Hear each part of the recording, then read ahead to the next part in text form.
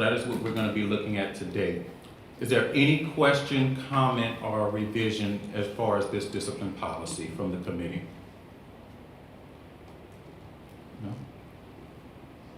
Okay. The very first code we're going to look at is Code 32, improper dress, dress code violation, or ID violation. Within this code, we define that as improper dress, improper or out of dress code, and not visibly wearing the school ID. There is a notation that we would like to make sure that every effort should be made to return the student to the classroom in order to avoid missing any instructional time. This would be placed at an elementary level 1 and middle and high level 1, and this is due to Act 337. So just to give you a little background, elementary levels, they have 5 levels from 1 to 5, and in middle and high, it goes from 1 to 4. So as you go through the presentation of the recommendations, you will see a variety of levels where we're either looking to place something or revise that to place them on that particular step. The rationale, Act 337, so at 6th through 12th grades, after the 3rd out-of-school suspension, a student shall be recommended for expulsion, excluding dress code and tardies. So in order for us to make sure that we can follow through with that, we needed a separate infraction code for improper dress so that those students did not fall into the cracks of being recommended when they should not have. Any questions from the committee regarding this particular infraction code? I have a question. So at what point does it become a discipline issue on dress code? So they can still be written up, they just cannot be out-of-school suspension. It doesn't count towards the 3 out-of-school suspensions for that student. There is still a level infraction code for that and still a disciplinary infraction that would be issued out. So what's the disciplinary infraction? As far as the administrative action? Yeah, if a kid shows up every day out of dress code, I mean, So in elementary- at what point does that become an issue? So they're automatically written up. Okay. So they'll get before after school detention, they'll go through the steps. Once they get to that last step and it's habitual, there's another code that would be selected for habitually violating rules.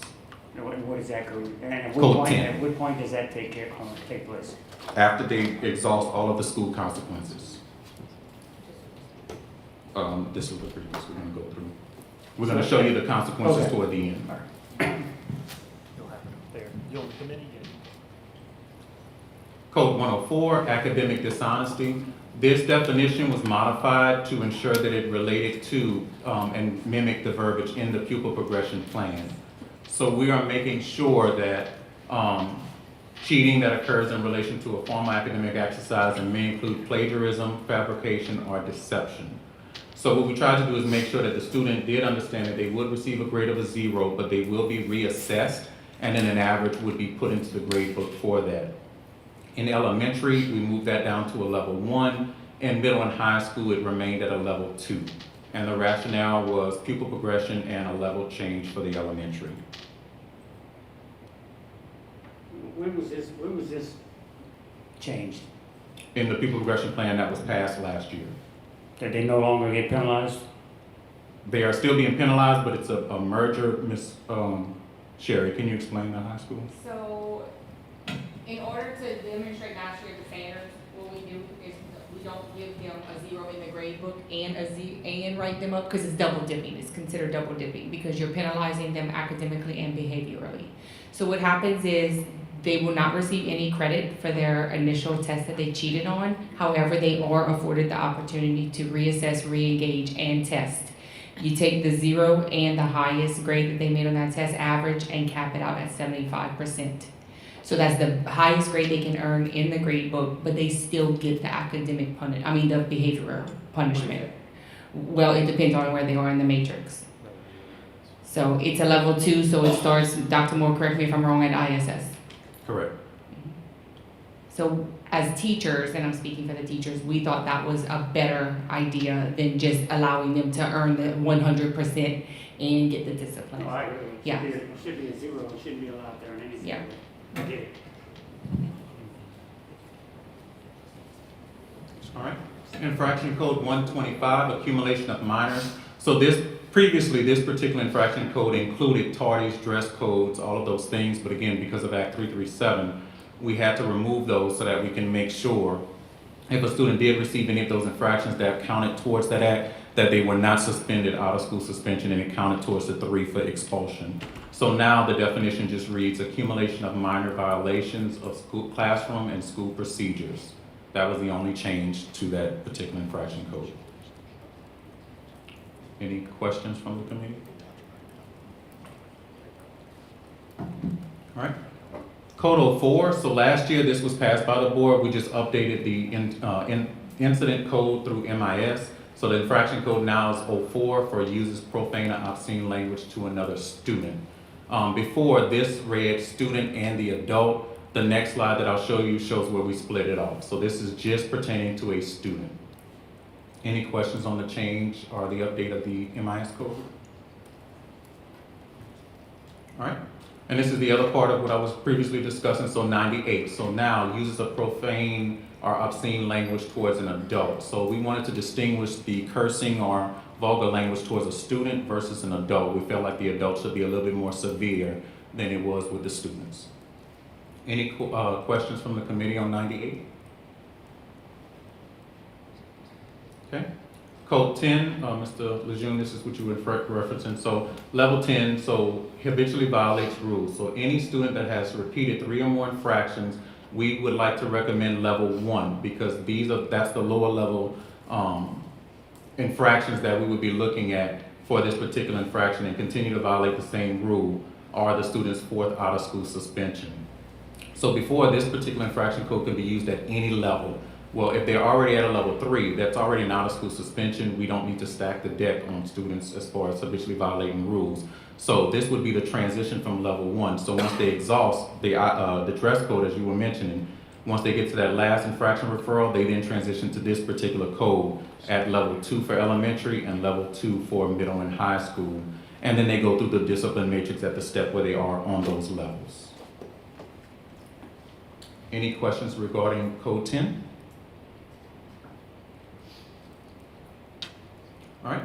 Code 20, there was no change to this, but this is just to give you an idea for the next slide. So code 20 takes another's property or possession without permission, is guilty of stealing valued at less than 100. So what we found was that the matrix identified less than 100, but there was no code for 100 or greater. So this code did not change, but the next code is what we are proposing and recommending to have added. There is no infraction code yet because once the board approves it, we will then update that. So this code would be $100 or greater of stealing or taking another's possession of property without permission. And we would like to level this at elementary, level 4, and middle and high at level 3, which starts in out of school suspension at those levels. So what's 99 or less? How's that, 99 or less? So that would be here, that's code 20. So this is anything $100, less than $100, code 20. Oh, the action, yes, it would be in school suspension.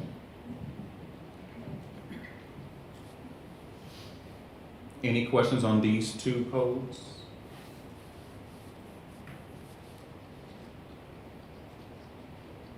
Okay.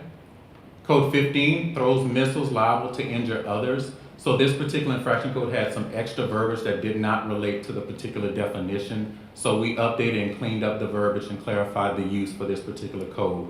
So now it reads, or is proposed to read, throws any object towards a person that is either heavy, sharp, and or otherwise perceived to be harmful, or with such velocity and force that it would cause physical harm or precipitate a fight or cause a campus disruption or disturbance.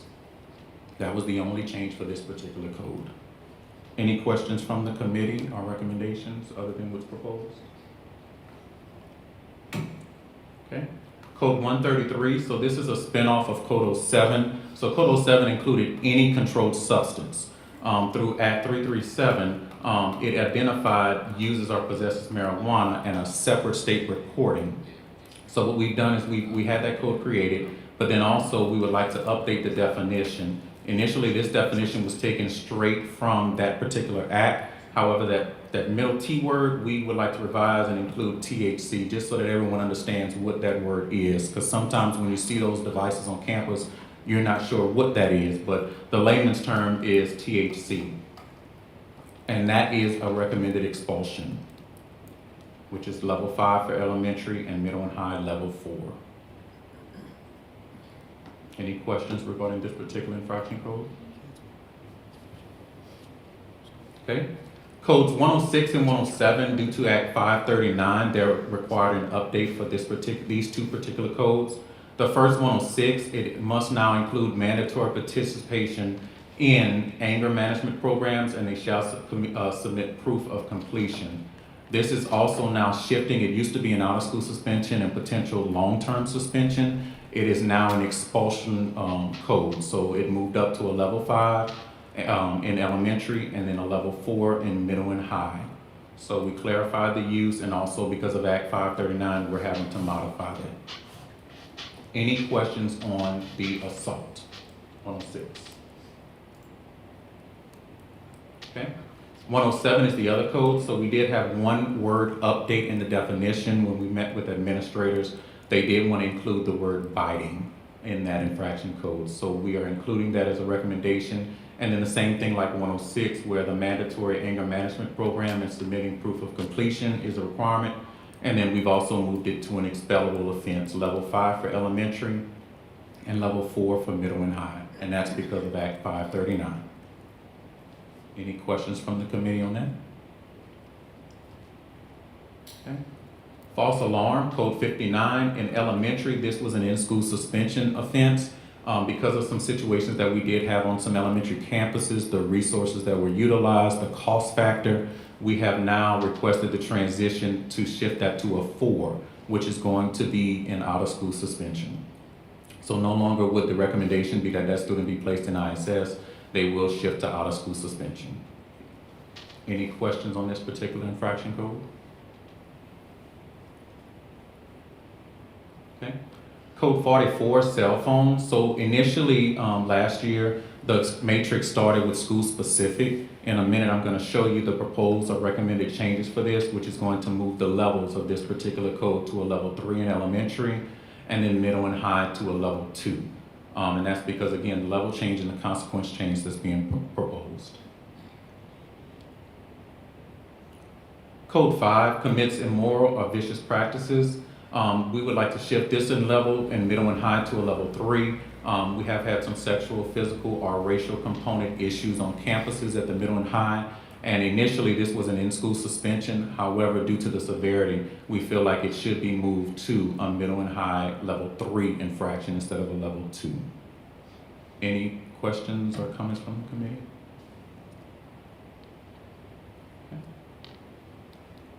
Code 8, this is another one. So initially, Code 8 had its own little bracket, but it was nestled in the ISS levels. So what we're doing is we're moving it to the actual levels where it should be, because the first offense is an out-of-school suspension. So elementary is shifting to a level 4, and middle and high is going to shift to a level 3.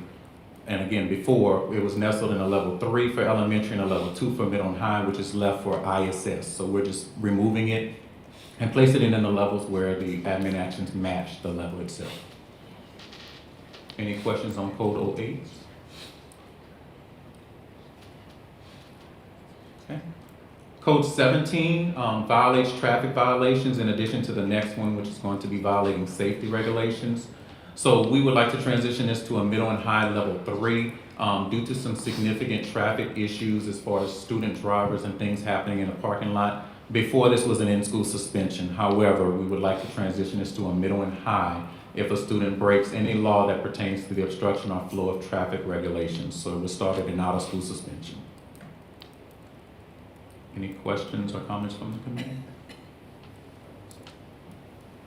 Okay. 128 is the safety violation, violation of safety regulations. Again, same premise. All of our schools have safety gates, things like that. So when a student potentially opens up a gate and allows others to come in unauthorized, this is the code that would be utilized.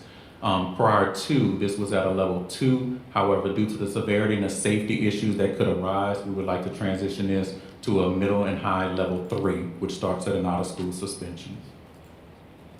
Any questions or recommendations? Okay. 28, wagering money or property. So again, middle and high, this was a level 2 with the severity of dice, money, products, things like that on the middle and high. we felt it important to make sure that ISS was not enough for what we were seeing and transition it to a level 3, which begins at an out-of-school suspension. Any additional recommendations for this code from the committee?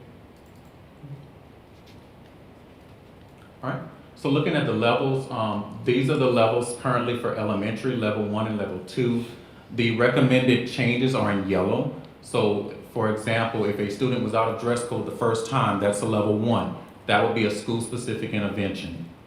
So in that case, the school would do something on campus to work with that student as an administrative action.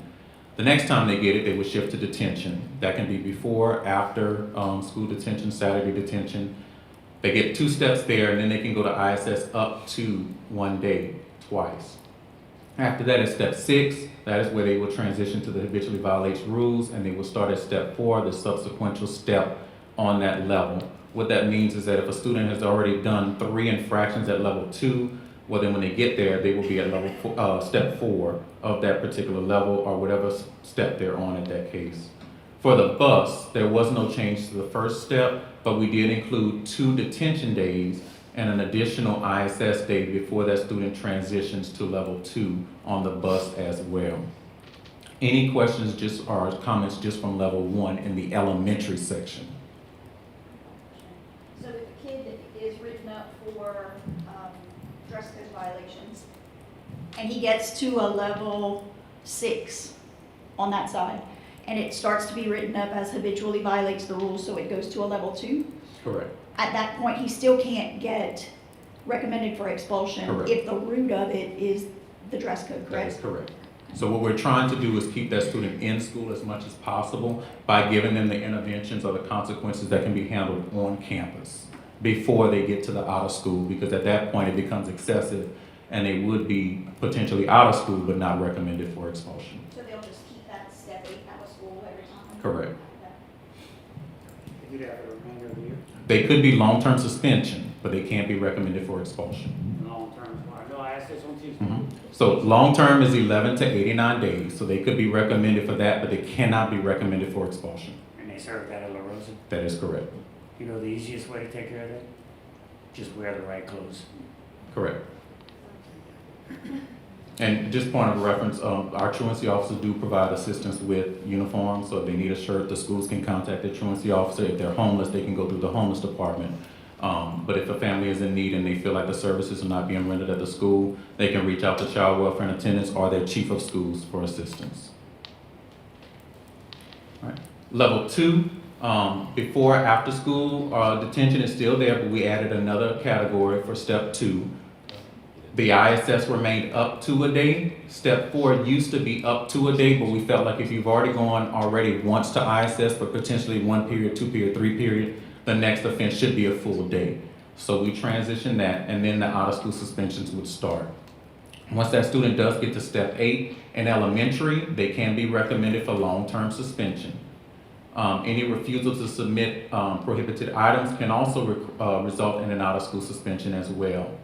And then after any second suspension, the student must undergo Act 324 compliance, which is where we look to see if it's a mental or behavioral issue, and then providing the outside resources to the family to try to get services for that student. Keeping with level 2, and the bus consequences, before after school detention and parent contact is still there. We did add an additional before after school detention, and then the bus suspensions would start 1 to 3 days, 1 to 5 days, and then the student would revert to the school consequence based upon the appropriate step. So again, if they are on step 6 of level 2 and they get a bus referral that is step 5, then if you look at step 6, they would then be out of school suspension according to the school consequence, and they will follow the school consequences every step from there on that matrix. Any questions or comments regarding level 2? But the Act 324, that's the same thing from, they get threatening assassins, that's the same thing? No, ma'am. And then what is that? Act 324 requires after the second suspension, any student that received their second out of school or in-school suspension, they will then be transitioned to the counselor and the administrator. They will look to see if the student's behavior is because of a mental or behavioral issue, and then provide services for that particular. They don't have to go through the tiers. It's just a formality of us making sure that we've looked at this student, we've identified if there is an issue, behavior or mental, and given that parent the outside resources that can help that student. That's for any student. They don't have to be in the tiers. They just have to have their second suspension in order to get to that point. But even on the first, if a school decides to give those resources, they can. Mm. Okay. Does the school have to go through SBLC to get those resources? No, ma'am. That's the luxury of this particular act. It can go straight through. But even without a referral, the school can give the information to the parent. They can schedule an SBLC meeting if they want to go deeper at the school level. But sometimes they see things that may be happening in the home, things like that, that an outside agency may be more equipped to handle. Okay. Level 3, there were no school changes. The only change to the bus was that after the third step, they would revert to the school consequence based upon the step that the student is on. So depending upon where they are, if they get a level 3, they would be placed at that step and then move forward. We just added those words. Before it just said revert to school consequence, clarity was not there as to where on the matrix they should fall. So it goes based upon the appropriate step. In levels 4, 5, and vaping consequences, there were no changes. With the cell phone, this is what I was speaking earlier. So before, it used to be a school-specific intervention first, and the student can pick up their cell phone from the office. Now the first offense is going to be in-school suspension. So they go to in-school suspension, and then they can retrieve that from the school principal, the cell phone themselves that day. The second offense would be a Saturday detention. So we already do Saturday detention for vapes. Now, to try to curb the number of cell phones that are in use during the school day, we're adding a Saturday detention, which requires the parent to also pick up the cell phone from the school at the established times. And then the third, fourth, and fifth offenses they all remain the same, out of school suspension. If a student does fail to give up the cell phone, it can result and may result in a long-term suspension. So if an administrator, teacher tries to confiscate it, they refuse to give it, that's an automatic willful disobedience and recommendation for long-term at the elementary level. Any questions about levels 3, 4, 5, vaping, or cell phone consequences? Okay. Any recommendations? Okay. Shifting to middle and high, same premise of transitioning. Level 1, we do have school-specific intervention there. That is where the schools attempt to work without any type of in-school, out-of-school detention, anything like that. Once the student does transition, levels 2 and 3, they would then shift to detention. That can be before, after, or Saturday. ISS up to 1 day, twice, and then they would again shift to code 10 at the appropriate step, or step 4 on level 2. For the bus, we did the same premise, verbal student warning first, that did not change, and then 2 detentions, 2 ISSs up to 1 day, and then the student would transition to code 10, habitually violates rules at step 4, or the subsequent step on level 2. Any questions about level 1? It kind of mimics the same thing for elementary. Okay. Level 2, before after school detention was added as a first step, and then they would shift to in-school suspension up to 1 day, and then ISS a full day. Same thing that we did with the elementary. If they've already gone for up to 1 period, 2 period, 3 period, we felt like the next consequence should be a full day in-school suspension. And then they will shift to the out-of-school suspensions up to level 7, where they can be recommended for long-term suspension, or if the student is in grade 6 through 12 and it's their third out-of-school suspension, excluding dress code or tardies, they shall be recommended for expulsion. So for example, to Mr. Lejeune's point, student has now transitioned to habitually violates rules for dress code. At that point, once they get to that step 7, they are recommended for long-term suspension, which is different from expulsion. Long-term is 11 to 89 days. Expulsion is going to be 90 days or more. So they would be long-term suspension if it's pertaining to dress code or tardies, and if not, then it would be a recommendation for expulsion. On the bus consequence, the only change we made is again clarifying step 4, revert to school consequence at appropriate step. We didn't want the schools just to pick a step for a student. We wanted to make sure we were fair and consistent. So we're making sure that every school understands what step they should be placed at. Any questions on middle and high levels for 1 or 2 from the committee?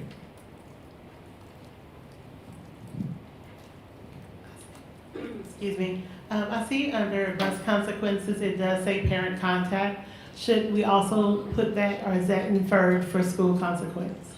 That's inferred because what we want is that, like a teacher typically will contact the parent and then the admin. Some bus drivers think that if you just turn in a referral and that's it. So we want to make sure that they understand that they have to contact as well. They don't typically engage with the parents like you all do as the educators, but we want to make sure that that communication is two-way, that they understand and know that their student was written up, why they were written up, and that the administrator will be contacting them from there.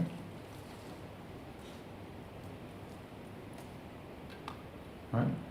In levels 3, 4, and vaping, there were no changes at all to those levels requested. However, with the cell phone, mimicking what we did with elementary, the same premise. So now, first offense would be in-school suspension, and the student may retrieve the device on that same day from the school principal. The second offense would be Saturday detention, and the parent must both pick up the phone from the school, and then the school would assign the student to a specific location and date for Saturday detention. Third, fourth, and fifth consequences, those remain the same. So this is where it shifts. So sometimes the third out-of-school suspension, or the second out-of-school suspension, may cause the student to be recommended for long-term suspension. But on the third, if I refuse to give up my cell phone 5 times and I'm at my third out-of-school suspension, I can be recommended for expulsion. Even if I'm on my first offense of a cell phone, but I've already had 2 out-of-school suspensions and a teacher says, give me your phone, I refuse. Admin says, give me your phone, I refuse.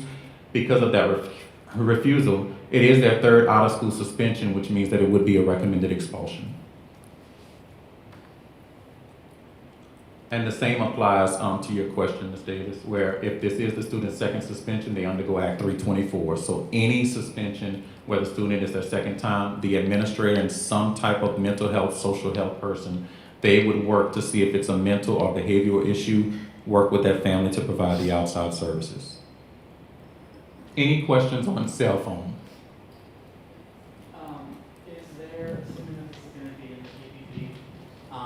Is there anywhere in there that specifically states the consequences of a student does not go to Saturday detention, whether it be because of their own free will or because they were not able to go or whatever the case may be? Is there somewhere where it is explicitly stated what the consequence would be if they don't do that, like if they receive another write-up because of that? Because I feel like if it's not explicitly stated, then it would cause confusion and it would essentially cause misunderstandings in the parents. Yes. So what happens is once a student is scheduled for a Saturday detention, there is a registration form that the school fills out. That alerts us as the administrators who are hosting it on that Saturday to expect this particular student at this location. On the school side, there's a contract that they give them. It tells them the location, the time, the expectations, what time to be picked up, and if you do not come, what infraction code will be entered and what the consequence will be. So the parent receives a copy of that along with the office referral. So it does also provide a staff member's phone number and email address. If the parent does have an emergency, we understand that. They can email us the day of or before. We will get them rescheduled. If not, they contact the school. The school will already have that referral because they failed to attend. The school can work with the family to get them rescheduled and or move forward with the office referral. Great question. Any questions on the cell phone component from the committee?